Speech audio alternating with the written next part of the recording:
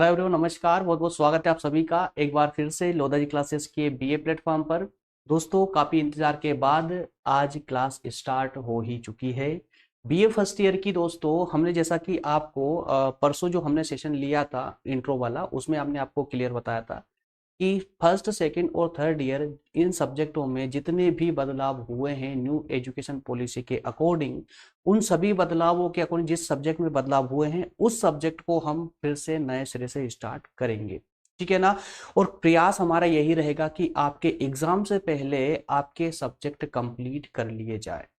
Clear है। तो दोस्तों, उसी के साथ ही बीए फर्स्ट ईयर के सेशन स्टार्ट हो चुके हैं। इसके तुरंत बाद में, अर्थात कि जो हमने आपको टाइम शेड्यूल बताया था उसके अकॉर्डिंग सेकेंड ईयर के बच्चों को भी पॉलिटिकल साइंस पे लेक्चर आज ही मिलेगा। थर्ड ईयर पर भी आज ही क्लासेस कंटिन्यू हो जाएगी। क्लियर है दोस्तों। कुछ दिन थोड़ा सा आपको अन्य सब्जेक्टों के लिए वेट करना पड़ सकता है, कुछ दिन अर्थात कि 2-4 दिन मात्र, है ना, ज्यादा नहीं।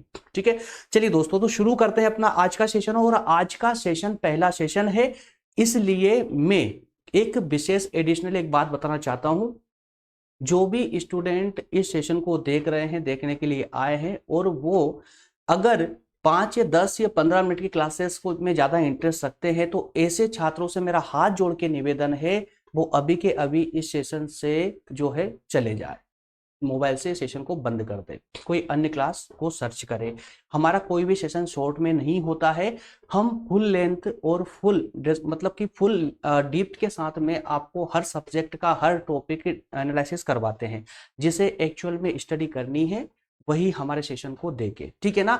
कृपया करके कमेंट ना करें कि सर बहुत ज्यादा लंबा लेक्चर हो रहा है, क्योंकि काफी कमेंटों के बाद ही, आप लोगों के कमेंटों के आधार पर ही हमने ये डिसीजन लिया है कि अब सेशन में हम कोई टाइम की बाउंडेशन नहीं रखेंगे। चाहे सेशन 1 घंटे का हो जाए, चाहे 2 का हो जाए, चाहे 3 का हो जाए। अब हम टॉपिक की डेप्थ के हिसाब से चलेंगे, टॉपिक को फुल एनालिसिस करेंगे, उसके बाद ही आगे बढ़ेंगे। क्लियर है। सेशन लंबे होंगे, क्लियर बता रहा हूं मैं, सेशन लंबे होंगे। ठीक है। जिसको शॉर्ट सेशन चाहिए वो सेशन से जा सकते हैं। क्लियर है। चलिए दोस्तों, तो शुरू करते हैं अपना आज का सेशन।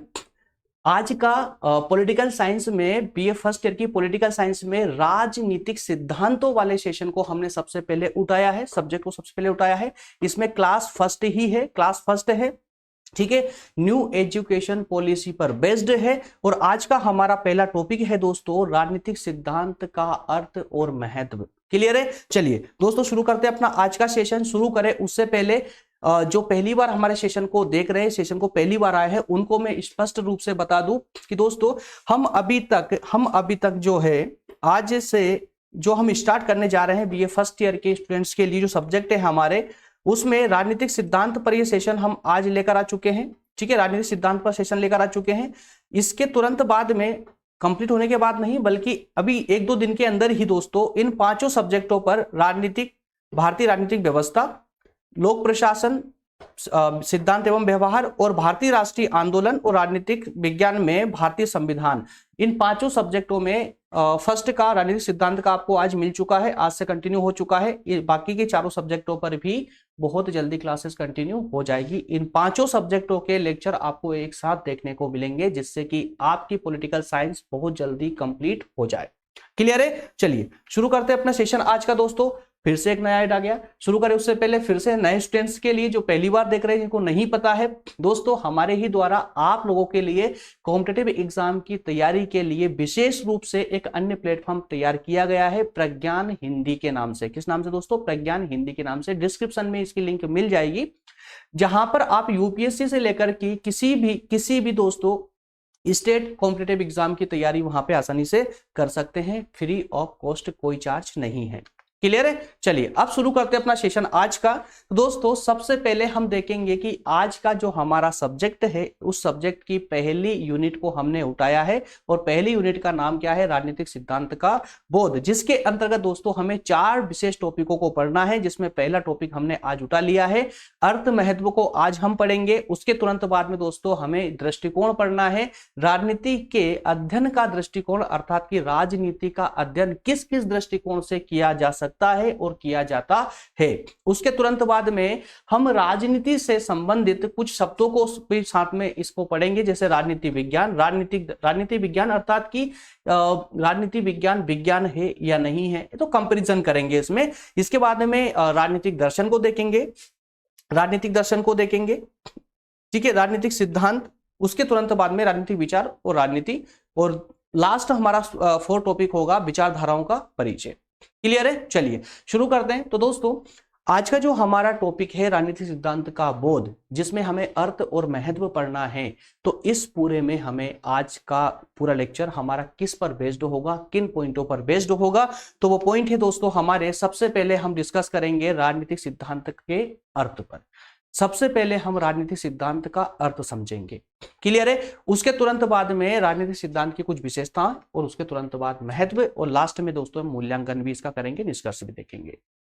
क्लियर है? चलिए तो शुरुआत करते हैं अपने सेशन की। शुरुआत करें उससे पहले जो हमें कंटिन्यू फॉलो कर रहे हैं उनको सब कुछ तो अच्छे से जानते ही है कि हम एक्सप्लेन किस प्रकार से करते हैं, लेकिन जो नए हैं उनको भी मैं बता दूं। दोस्तों थ्योरेटिकल देखिए, ये स्लाइड आपको प्रोवाइड करने का एक विशेष कारण और बहुत महत्वपूर्ण एक कारण है, जिसके साथ में आपको ये डाटा प्रोवाइड करता हूं। प्रोवाइड करने का कारण देखिए, हम इसको डायरेक्ट भी समझा सकते हैं, बाइलिंगुअल भी समझा सकते हैं, पेन के द्वारा भी, लेकिन हम आपको समझा देंगे। लेकिन क्या होगा, आज आप इस टॉपिक को भली भांति रूप से समझ जाएंगे। 1 हफ्ते बाद या 1 महीने बाद जब तक आपका एग्जाम आएगा, तब तक आपको ये डाटा आपके दिमाग से इरेज हो चुका होगा, या बचेगा भी तो थोड़ा बहुत टूटा फूटा बचेगा, जिससे आपका एग्जाम में अच्छे से काम तो चलो ठीक चल जाएगा, लेकिन आप एक अच्छे नंबर के लिए स्कोर नहीं कर पाएंगे। जब हम बार बार बोलते हैं कि कंटिन्यू फॉलो करते हैं, तो आप 80+ का हम आपसे दावा करते हैं, 80+ % आपका आएगा, 100 पर बिल्कुल आएगा। ठीक है, तो दोस्तों उसमें आप कहीं ना कहीं वंचित रह जाते हैं। इस कारण से आपको ये डाटा प्रोवाइड करते हैं, ताकि ये पीडीएफ के रूप में आपके पास सेव रहे, एग्जाम के टाइम इसका आप रिवीजन कर सके, और इसी डाटा के बेस पर ही हम आपको क्लासेस समझाते हैं, जिससे कि जब भी आप ये डाटा पढ़े तो आपके माइंड में एक एक चीज पूरी तरह क्लियर होती चली जाए। चाहे आप इसको 1 साल के बाद भी पढ़ेंगे, तब भी आपको आज का ये सेशन याद आ जाएगा। क्लियर है? तो दोस्तों चलिए शुरू हो जाते हैं, स्टार्ट करते हैं अपना सेशन। क्या है राजनीतिक सिद्धांत? सबसे पहला क्वेश्चन कि राजनीतिक सिद्धांत क्या होता है? तो पहले व्यवहारिक रूप से इसको समझिए। राजनीतिक सिद्धांत तो और कुछ नहीं दोस्तों, देखिए समझिए, जैसे जब हम बात करते हैं साइंस की, या बात करते हैं मैथ्स की, या बात करते हैं कॉमर्स की, अकाउंटिंग की, तो इन सभी में कुछ ना कुछ एक फॉर्मूला होता है। कोई प्रॉब्लम को सोल्व करने के लिए एक फॉर्मूला होता है ना। अगर फॉर्मूला, जैसे मैथ्स को, आपको कोई मैथ्स का कोई क्वेश्चन है, कोई इक्वेशन है, उसको सोल्व करनी है, तो उसके लिए आपको फॉर्मूला पुट करना जरूरी हो जाता है। अगर वो फॉर्मूला नहीं होगा तो बताइए क्या आप मैथ्स की प्रॉब्लम सोल्व कर सकते हैं? अकाउंटिंग में अगर आपके पास फॉर्मूला नहीं होगा तो क्या आप अकाउंटिंग को कंप्लीट कर सकते हैं? बिल्कुल नहीं कर सकते। उसी प्रकार से सामान्यीकरण करते हुए, किसका सामान्यीकरण? राजनीतिक सिद्धांत का सामान्यीकरण करते हुए इसे विज्ञान या गणित जैसे फॉर्मूले, अर्थात कि उनका जो सिद्धांत है, उन फॉर्मूलों को ही दोस्तों हम यहां पर सिद्धांत बोल रहे हैं।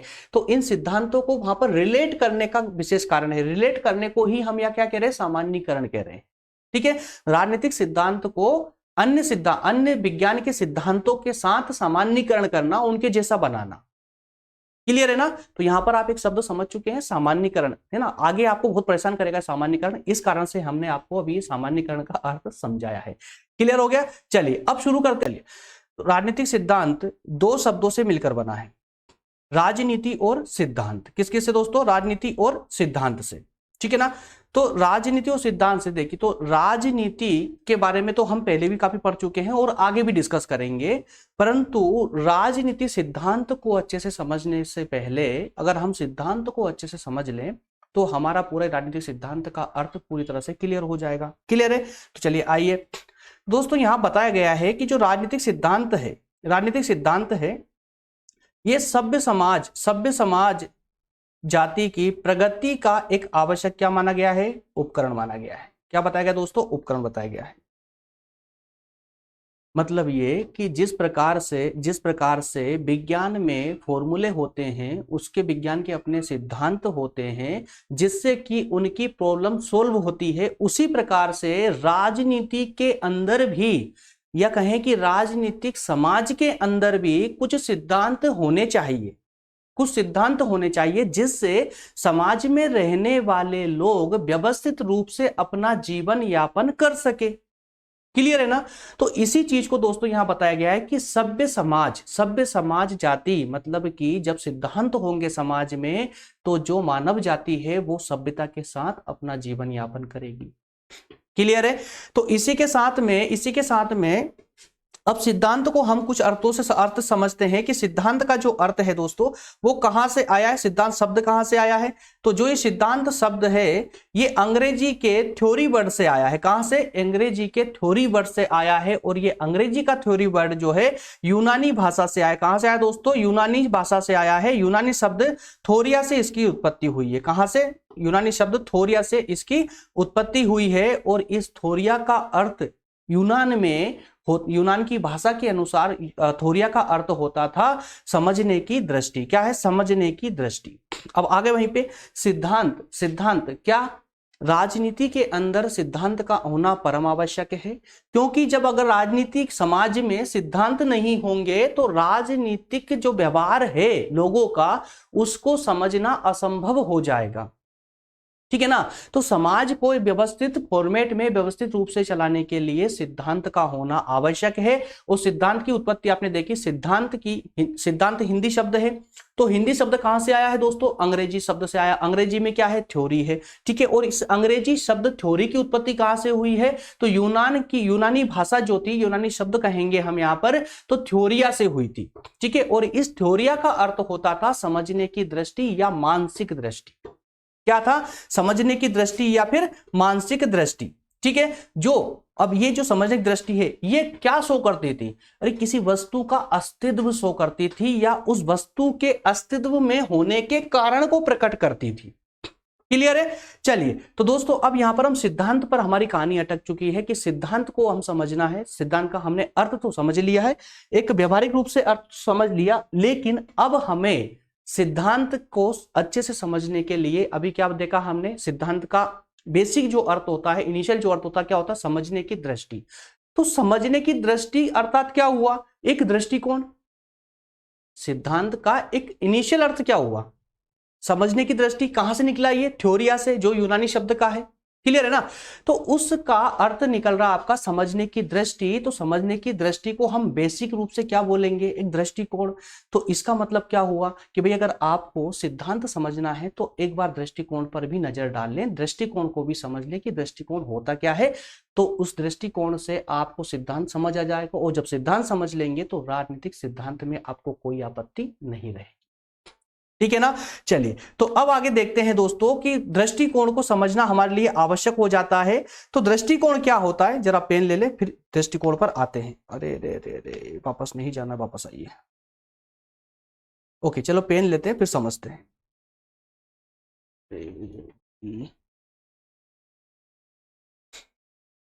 दृष्टिकोण की जब हम बात कर रहे हैं दोस्तों, तो किसी किसी किसी घटना के अध्ययन के लिए कई दृष्टिकोण हो सकते। यार एक्चुअली मैंने ये पेन चेंज किया है, ये वाला पेन चेंज किया तो थोड़ी सी ना अभी अजीब सा लग रहा है। पहली क्लास ले रहा हूँ इस पेन से मैं, तो थोड़ा सा अनकंफर्टेबल लग रहा है, इसलिए थोड़ा सा अटक रहा है स्लाइड में। चलेगा, बट धीरे धीरे हैबिट हो जाएगी, जिससे कि आप लोगों की मेरी हैबिट हो गई है ना। चलिए, किसी भी घटना के अध्ययन के लिए कई दृष्टिकोण हो सकते हैं। जिस दृष्टिकोण द्वारा जिस घटना पर विचार किया जाता है उस घटना की व्याख्या भी उसी दृष्टिकोण से की जाती है। क्या कहा गया है यहाँ पर? कोई घटना है, उस घटना को देखिए, जितने लोग होंगे, कोई एक घटना घटित हो रही है, उस घटना को देखने वाले 1000 लोग हैं, तो वो 1000 लोग जो देख रहे हैं ना, उन सबका दृष्टिकोण अलग अलग होगा उस घटना को लेकर के। ठीक है। अब जिस व्यक्ति ने जिस घटना को जिस दृष्टिकोण से देखा है उसकी व्याख्या भी वो उसी दृष्टिकोण से करेगा। भाई मान लो कि आपने कोई घटना देखकर आप अभी अभी आए हो, ठीक है। अब आपने उस घटना के बारे में अपने मित्र को जाकर बताया, तो क्या बताओगे? जो आपने वहां पर जिस दृष्टिकोण से उस घटना को देखा है वही चीज बताओगे ना आप। ठीक है, जैसे कि अभी फॉर एग्जांपल के लिए आप अपने स्टूडेंट की लोधा क्लासेस प्लेटफॉर्म के स्टूडेंटों की हम ले लेते हैं। अब यहाँ पर देखने वाले हजारों स्टूडेंट हैं, ठीक है। अब कौन किस दृष्टिकोण से, कोई नेगेटिव दृष्टिकोण से भी देख रहा है सर की कमियां निकालने के लिए, कोई पॉजिटिव दृष्टिकोण से देख रहा है कि सर अच्छा पढ़ाते हैं बस मजा आ रहा है, और कोई देख रहा है सीखने के लिए, समझने के लिए, ठीक है ना। तो सबका अपना अपना दृष्टिकोण है। अब जब आप अपने फ्रेंड्स के साथ में इस फीलिंग को या कहें कि इस नॉलेज को शेयर करोगे, तो वही बात शेयर करोगे ना जो आपने यहां पर सीखी है, और सीखी किससे, अपने दृष्टिकोण से। क्लियर है, नेगेटिव सीखा है, नेगेटिव दृष्टिकोण था तो आप नेगेटिव बात शेयर करोगे, पॉजिटिव था तो पॉजिटिव शेयर करोगे। क्लियर है ना। तो दोस्तों यहां पर कहने का अर्थ यही आ रहा है कि जो दृष्टिकोण आपका देखा जा रहा है, जिस दृष्टिकोण से आप उस घटना को देख रहे हैं, उस घटना का वर्णन आप उसी दृष्टिकोण से करने वाले हो। क्लियर है। चलिए आगे बढ़ते हैं, आगे बढ़ते हैं। तो दृष्टिकोण का जो अगला चरण आता है ना, दृष्टिकोण, अब देखिए आपने किसी घटना को देखा, उस घटना के बारे में एनालाइज किया और एक परिणाम निकाल लिया, ठीक है ना। अब परिणाम निकाला, अब उस परिणाम पे आप कार्य करना प्रारंभ कर देते हैं, उसकी सामग्री जुटाना प्रारंभ कर देते हैं, तो क्या बन जाएगा वो, भाई अब सिर्फ दृष्टिकोण रहा है क्या, आपने उस घटना पर काम करना स्टार्ट कर दिया है, उस घटना के लिए आपने डाटा एकत्रित करना प्रारंभ कर दिया है, तो अब दृष्टिकोण से आप ऊपर उठ चुके हो। और जैसे दृष्टिकोण से ऊपर उठोगे तो क्या आ जाएगा, क्या बन जाएगा, वो सिद्धांत बन जाएगा, एक रूल बन जाएगा, एक नियम, एक कानून बन जाएगा। क्लियर है। तो वो जो रूल बना है, जो नियम बना है, वही तो सिद्धांत है।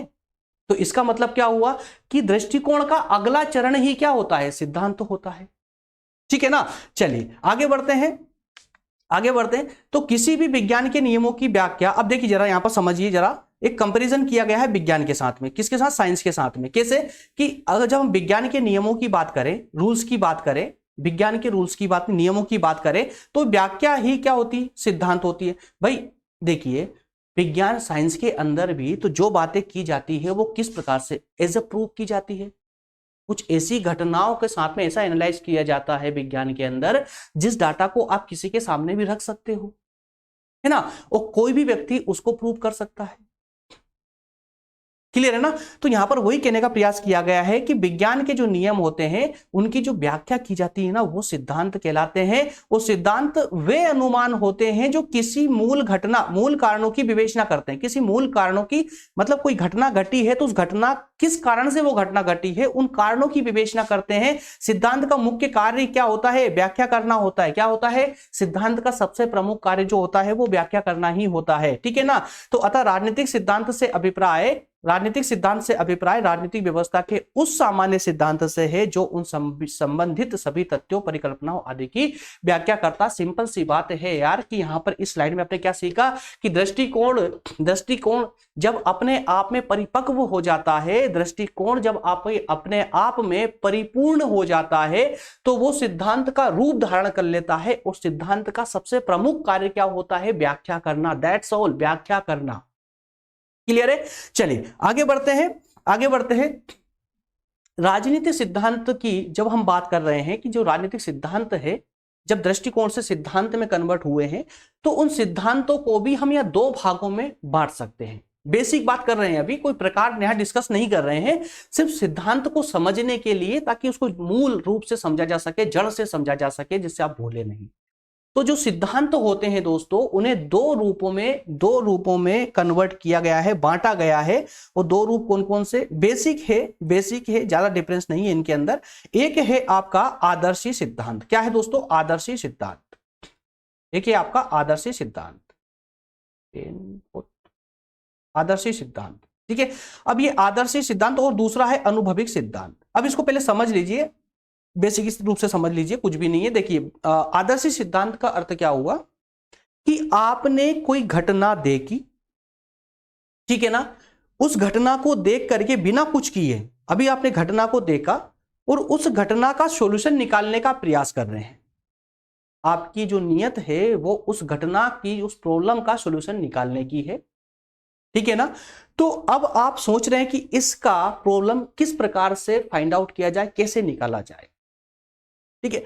तो आपने अपने मस्तिष्क में एक प्लानिंग की, आपने अपने मस्तिष्क में एक इसका पूरा फ्रेमवर्क तैयार कर लिया, एक कंप्लीट एक टास्क बना ली, एज ए प्लान, एक प्लान तैयार कर लिया।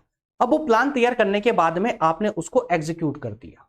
उस प्लान को एग्जीक्यूट कर दिया, मतलब उसको रचनात्मक रूप देना प्रारंभ कर दिया, तो वो क्या कहलाएगा?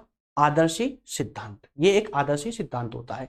और जो दूसरे की हम बात कर रहे हैं अनुभविक सिद्धांत, तो अनुभविक सिद्धांत में ये है कि आपने घटना को देखा, अब आपने घटना को देखकर आप स्वयं उसके लिए प्लानिंग नहीं कर रहे हैं, बल्कि आप उस प्रकार की और घटनाओं की तलाश कर रहे हैं कि पास्ट में इससे पहले और कब इस प्रकार की घटना हुई थी, तो उनका समाधान किस प्रकार से किया गया था, तो उसका डाटा इकट्ठा करके उसके जो सबूत होंगे, जो डाटा होगा, उनको इकट्ठा करके उनके माध्यम से या उनके अनुसार इस प्रॉब्लम को भी सोल्व किया जाए। मतलब क्या हुआ कि एक अनुभव के आधार पर आप प्रॉब्लम सोल्व कर रहे हैं, उसको हम क्या कहेंगे? अनुभविक सिद्धांत। क्या क्लियर हुआ? अभी तक का क्लियर हुआ? चलिए दोस्तों आगे बढ़ते हैं फटाफट। देखिए जहां जरूरत नहीं है ना वहां पे फटाफट ही बढ़ना है। चलिए विशेषताओं पर एक साथ पूरी स्लाइड को खोल लेते हैं। अरे आगे नहीं बढ़ना भाई। विशेषताओं की बात करें, क्षणिक विशेषताएं हैं, सामान्य सी विशेषताओं की हम यहाँ चर्चा कर रहे हैं। स्पेशल विशेषताएं नहीं है बल्कि एक सामान्य सी विशेषता है। सामान्य सी विशेषता ये है दोस्तों, यहाँ पर ये विशेषताओं वाला पॉइंट रखने का मेरा उद्देश्य ये है कि आप सिद्धांत को भली भांति रूप से समझ जाए। ठीक है, राजनीतिक सिद्धांत को। क्यों? क्योंकि ये पहला टॉपिक ही है, आपके सब्जेक्ट का पहला टॉपिक है और ये आखिरी तक चलेगा। अगर आपने आज राजनीतिक सिद्धांत को नहीं समझा ना, तो आप इसकी 5वीं यूनिट का आखिरी टॉपिक भी नहीं समझ पाएंगे, मेरी गारंटी है, नहीं समझ पाएंगे। इसलिए प्रारंभ की जो टर्मिनोलॉजी होती है उनको क्लियर करना सबसे ज्यादा अहम है। ठीक है, चलिए शुरू करते हैं। तो यहां पर कहा गया है, पेन बार बार गायब हो जाता है यार। चलिए यहां कहा गया कि प्लेटो से लेकर के 20वीं शताब्दी के मध्य, प्लेटो से लेकर के 20वीं शताब्दी के मध्य तक के जितने भी राजनीतिक विद्वान थे, उन्होंने जो है दोस्तों राजनीतिक सिद्धांतों की रचना की है। ठीक है, प्लेटो से लेकर, प्लेटो हम प्रारंभिक राजनीतिज्ञ मान सकते हैं प्लेटो को।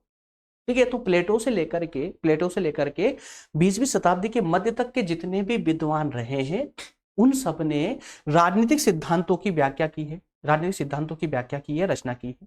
जैसे कि प्लेटो, अरस्तु, मिल, थॉमस, रॉबर्ट। अब अगर आपने इनके बारे में थोड़ा बहुत भी आपको नॉलेज होगा तो आप जानते होंगे कि ये दर्शन शास्त्र के भी रचयिता है, दर्शन शास्त्र भी है ना, दार्शनिक भी है ये। तो कुल मिलाकर हम ये कह सकते हैं कि ये दार्शनिक जो रहे हैं, तो इनका सपोर्ट राजनीतिक समाज को बहुत ज्यादा मिला है। प्रारंभिक या कहें कि इनके समय की जो राजनीतिक समाज थी या इनके समय की जो राजनीतिक व्यवस्था थी, उस व्यवस्था को इन विद्वानों से सपोर्ट मिला है। और ये सपोर्ट मिलने के कारण हम यहां ये कह सकते हैं कि राजनीतिक सिद्धांतों का जो विकास हुआ है, जो डेवलपमेंट हुआ है, उस विकास में इन दार्शनिकों की भूमिका होने के कारण दर्शन शास्त्र का प्रभाव है, दर्शन का प्रभाव है। क्लियर चल रहा है यहां तक का दोस्तों?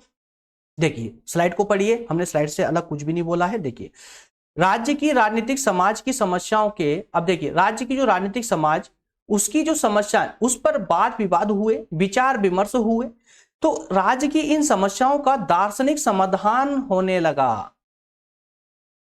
उस समय में राजनीतिक समाज की जो समस्याएं थी उस पर वाद विवाद होने लगे, विचार विमर्श होने लगा कि समस्या को कैसे रूट आउट किया जाए। तो उस समस्या को सुलझाने के लिए इन विद्वानों ने सपोर्ट किया। तो जब विद्वान सपोर्ट करेंगे तो मतलब क्या हुआ, इन दार्शनिकों का या कहें कि दार्शनिक समाधान इनको प्राप्त हुआ। किसको? राजनीतिक समाज को। ठीक है ना? इसलिए यह कहा जा सकता है कि राजनीतिक सिद्धांत के विकास में दर्शन की, फिलोसॉफी की बहुत ज्यादा भूमिका रही है, क्लियर है? चलिए आगे देखते हैं राजनीतिक सिद्धांत का अवैज्ञानिक स्वरूप। बहुत इंपॉर्टेंट पॉइंट है दोस्तों ये, राजनीतिक विज्ञान का अवैज्ञानिक स्वरूप। क्यों इंपॉर्टेंट है? आपको आगे राजनीतिक विज्ञान को विज्ञान से रिलेट करना है, कला से रिलेटेड करना है, अन्य विज्ञानों से रिलेट करना है। तो पहले इसको जो है समझ तो लीजिए कि ये क्या शुरू से ही विज्ञान रहा है या फिर इसको बनाया गया है विज्ञान। तो अब यहां देखिए कि राजनीतिक सिद्धांत का अवैज्ञानिक स्वरूप किस प्रकार से, कि जितने भी विद्वान या राजनीतिक विद्वान रहे हैं, जितने भी सिद्धांत आए हैं, उन सबका सबसे ज्यादा कोई अगर मूल उद्देश्य था तो वो मूल उद्देश्य क्या था? राजनीतिक सिद्धांतों को वैज्ञानिक रूप प्रदान किया जाए, राजनीतिक विज्ञान को विज्ञान का रूप प्रदान किया जाए, सामान्यीकरण किया जाए। अब वो सामान्यीकरण वर्ड आएगा जो मैंने आपको प्रारंभ में बताया था, जरा समझिए। वैज्ञानिक विधि तो आप भली भांति वैज्ञानिक विधि से परिचित है, साइंस से भली भांति परिचित है, आप 8th क्लास से पढ़ते आ रहे हैं। क्या है वैज्ञानिक विधि? पर्यवेक्षण, अवलोकन, पर्यवेक्षण और अवलोकन पर आधारित होती है, जिसमें तथ्य या प्रमाणों के आधार पर इसकी जांच की जाती है। जांच की जाती है किस पे? तथ्यों के आधार पर, प्रमाणों के आधार पर, तथ्य और प्रमाणों के आधार पर इसकी जांच की जाती है और निष्कर्ष निकाले जाते हैं, निष्कर्ष निकाले जाते हैं। क्लियर है यार? पेन में इसकी प्रॉब्लम आ रही है। तो ये निष्कर्ष दोस्तों ऐसे होते हैं जिन्हें किसी के भी सामने प्रस्तुत किया जा सकता है और कभी भी इनको सिद्ध किया जा सकता है। यहां तक ठीक है ना? लेकिन जब हम बात करते हैं राजनीतिक सिद्धांत की, तो हम यहां पर इस दृष्टि से कह सकते हैं कि राजनीतिक सिद्धांत विज्ञान नहीं है, वैज्ञानिक, ये सिद्धांत वैज्ञानिक नहीं है। क्यों नहीं है? राजनीतिक सिद्धांत की अवधारणाओं के जो अर्थ होते हैं वो स्पष्ट या सुनिश्चित नहीं है। इसके अलावा राजनीतिक सिद्धांत के निर्माण में और भी कई कठिनाइयां हैं, जैसे कि राजनीतिक सिद्धांत के निर्माण की दार्शनिक विरासत रही है। क्या कहा गया है कि राजनीतिक सिद्धांत की जो निर्माण हुआ राजनीतिक सिद्धांतों का, किसके द्वारा हुआ? दार्शनिकों के द्वारा हुआ है। तो क्या विरासत रही? दार्शनिक विरासत रही है। मतलब ये कि परंपरागत विरासत रही है। जो राजनीतिक सिद्धांत डेवलप हुए हैं वो उस समय डेवलप हुए थे कि तत्कालीन परिस्थितियों के अनुसार डेवलप हुए थे। ठीक है, तो वो दार्शनिक विरासत जो रही है वो आज भी एज इट इज बनी हुई है, वो अपना रूप छोड़ने को तैयार नहीं है। पहली समस्या तो ये है, इस कारण से राजनीतिक सिद्धांत विज्ञान नहीं बन पा रहे हैं, वैज्ञानिक सिद्धांत नहीं बन पा रहे हैं। दूसरी समस्या की बात करें तो राजनीतिक सिद्धांतों का जो अनुभविक परीक्षण है वो संभव नहीं है। भाई राजनीतिक जो सिद्धांत है उनका अनुभव के आधार पर परीक्षण संभव नहीं है। क्यों? क्योंकि इस प्रकार कोई डाटा पहले से है ही नहीं ना। इस कारण से इसे सिर्फ विश्लेषण के योग्य कहा गया है कि सिर्फ इसका विश्लेषण किया जा सकता है, अनुभविक परीक्षण नहीं किया जा सकता। और जब तक परीक्षण नहीं किया जा सकता किसी सिद्धांत का, तब तक हम उसको विज्ञान न कह सकते हैं न किसी प्रकार से मान सकते हैं। ठीक है ना? और अधिकांश राज सिद्धांत क्या होते हैं? मूल परक होते हैं। मेरे प्यारे दोस्तों बताइएगा मुझे, क्या अभी तक का सेशन पूरी तरह से क्लियर हुआ है? मैं अच्छे से जानता हूं कि अभी तक सिर्फ वही बच्चे रुके होंगे सेशन में जिनको रियल में पढ़ना है, जिनको वाकई में पढ़ना है। और मैं यकीन पूरे विश्वास के साथ दोस्तों बोल रहा हूं आप लोगों से कि बस आप इसी प्रकार से पढ़ते रहें। बस आप इस तरह से अगर आप फुल डिटेल क्लासेस लेंगे ना तो आपका परसेंटेज किसी भी रूप से गिरने वाला नहीं है यार। हाँ, बीए जिसने टाइम पास के लिए लिया है, ये सब बस 2-4 दिन पढ़ के पास होने के लिए लिया है, तो मैं ना तो वो इजीली वो यहाँ से जाएंगे, कोई दिक्कत नहीं है उसमें, हमें कोई प्रॉब्लम नहीं है। वो हाँ, एग्जाम के 4-5 दिन पहले जरूर हमको सर्च करेंगे ना, तो वो एक अलग बात है, छोड़िए उसको। चलिए आगे बढ़ते हैं, समय ना बर्बाद करें। अब बात करेंगे दोस्तों हमारे एक और इंपॉर्टेंट पॉइंट के बारे में, जिसे हमने देखना है राजनीतिक सिद्धांत का महत्व। ठीक है, तो अभी हमने राजनीतिक सिद्धांत का अर्थ देखा, कोई प्रॉब्लम आई आपको? मेरे ख्याल से नहीं आई होगी। उसके बाद में हमने राजनीतिक सिद्धांत की विशेषताओं को देखा और अब हम बात करेंगे राजनीतिक सिद्धांत के महत्व की। ठीक है, इसके अंतर्गत हम 4 विशेष बिंदुओं पर फोकस करते हुए हम इसे कंप्लीट करेंगे, है ना। 4 बिंदुओं पर, ये आप डिस्प्ले हो रहा है, पढ़ लीजिए। और अब हम चलते हैं डायरेक्टली अंदर, एक एक करके इनको डिस्कस करना प्रारंभ करते हैं। राजनीति को वैज्ञानिक अध्ययन बनाना, महत्व देखिए। पहले अब तक सिद्धांत को बहुत अच्छे समझ चुके होंगे। राजनीतिक विज्ञान के लिए सिद्धांतों का होना परम आवश्यक है, अति आवश्यक नहीं, परम आवश्यक है। राजनीतिक सिद्धांत, जब तक सिद्धांत राजनीति के साथ नहीं होंगे तब तक राजनीति को वैज्ञानिक अवधारणा बनाना संभव नहीं है। इसलिए सबसे पहला महत्व जो है सिद्धांत का, राजनीतिक सिद्धांत का, वो यही है कि राजनीति को वैज्ञानिक बनाने के लिए सिद्धांत को जो है, सिद्धांतों का होना परम आवश्यक है, परम आवश्यक है। तो देखिए यहां पर क्या कहा गया स्लाइड में भी, प्राचीन समय से जितने भी विद्वान रहे हैं उन सबने मिलकर के सिर्फ एक ही प्रयास किया है कि किस प्रकार से राजनीति को विज्ञान बनाया जाए। ठीक है ना, और उसी के लिए सिद्धांतों का यहां डेवलप होना कंपलसरी हो गया। और राजनीति को विज्ञान की श्रेणी में लाने का मूल उद्देश्य क्या है कि राजनीति में निरंतरता आ सके, सामान्यीकरण आ सके। निरंतरता, राजनीति में निरंतरता आ सके, वो सामान्यकरण करके संभावित जो व्यवहार है समाज के उनके संकेत दिए जा सके, उनका एक जो है अनुभविक, जो अभी देखा ना हमने अनुभविकरण, तो अनुभव के रूप में उनको संभाल के रखा जा सके। ठीक है ना। चलिए आगे बढ़ते हैं। सिद्धांत वैज्ञानिक व्याख्या प्रस्तुत करने में सहायक होते हैं, बिल्कुल सही बात है। सिद्धांत राजनीतिक विज्ञान को राजनीतिक व्यवहार का एक विज्ञान विकसित करने की ओर प्रवृत्त करता है। करेक्ट, ठीक है ना। इसके द्वारा नए क्षेत्रों की खोज, नए सामान्यकरण, उपागम सिद्धांत, इन सबकी उपलब्धि होती है। जैसे कि क्या है इसमें, समझिए इसको। जो सिद्धांत होते हैं वही वैज्ञानिक व्याख्या प्रस्तुत करेंगे राजनीति के लिए। ठीक है ना। अब सिद्धांत राजनीतिक विज्ञान को राजनीतिक व्यवहार का एक विज्ञान राजनीतिक व्यवहार का, समझिए यहां पर क्या बोलना चाहता है, राजनीतिक व्यवहार का, राजनीतिक सिद्धांत जो है राजनीतिक विज्ञान को राजनीतिक व्यवहार का एक विज्ञान विकसित करने की ओर प्रवृत्त करता है। मतलब कंप्लीटली राजनीतिक विज्ञान को एक विज्ञान बनने में सहायता कर रहा है, इसलिए यह सिद्धांत का होना परम आवश्यक है। क्लियर है। नेक्स्ट पॉइंट है दोस्तों, राजनीतिक व्यवहार को समझना। अब देखिए राजनीतिक व्यवहार को समझना भी इतना आसान तो है नहीं, ठीक है ना।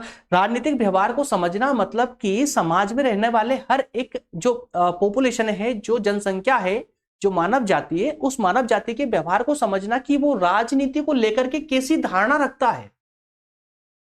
तो जब तक आप क्या पर्टिकुलर से समझ नहीं पाओगे, लेकिन जब तक आपके पास सिद्धांत नहीं होंगे संभव नहीं, ठीक है ना।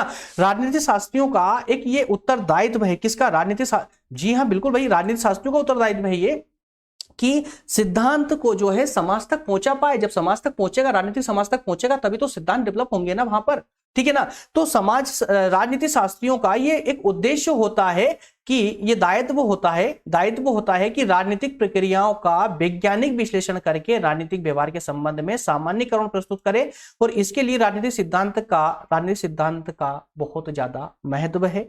ठीक है।